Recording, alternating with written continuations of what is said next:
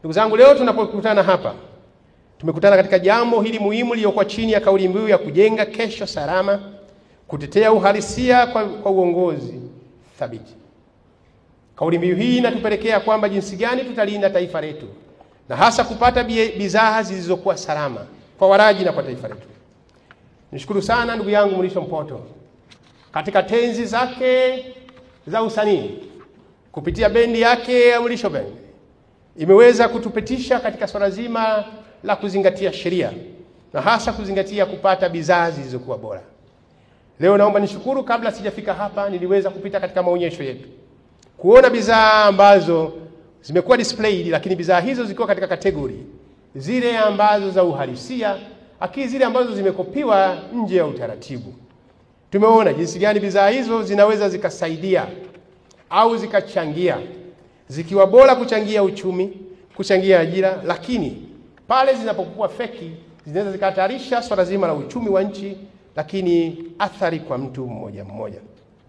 Ndugu zangu, leo tunapokuwa hapa ni jambo kubwa kutafakari. Leo hii ndio maana nimetoa maelekezo mazito na hasa kwa taasisi yetu ya FCC, kwa TBS na WMA ya kuhakikisha kwamba compliance ya bidhaa zifuate utaratibu wa kisheria.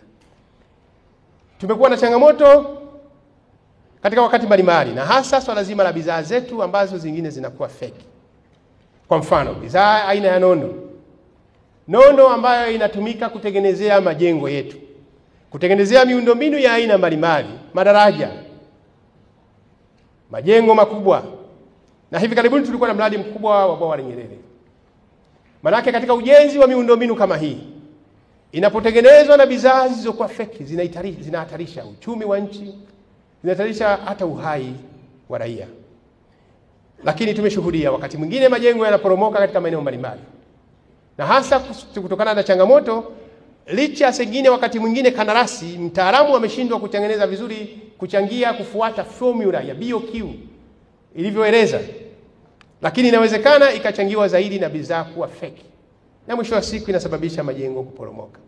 Na hili inaleta athari kubwa ya kiuchumi, vifo na majanga mengine. Tunashuhudia wakati mwingine bidhaa zinapokuwa feki, kwa mfano bidhaa zile ambazo zinazoliwa na wanadamu zinaweza kusababisha matatizo mbalimbali ikiwepo kansa na matatizo mengine ya ngozi. Mfano bidhaa za sabuni na zinginezo, zile ambazo zimeshindwa kufuata utaratibu wenye ubora unaokusudiwa, madhara yake yanakuwa makubwa katika jamii. Bidhaa aina ya bati, tumeshuhudia wakati mwingine watu wakinunua bati, baada ya mwaka mmoja bati ya kijani imebadilika imekuwa bati nyeupe, bati ya blue imebadilika, imepoteza ubora wake wa rangi. Watu wametengeneza vitu feki na kuviingiza sokoni. Hii ina madhara makubwa sana katika uchumi wa nchi.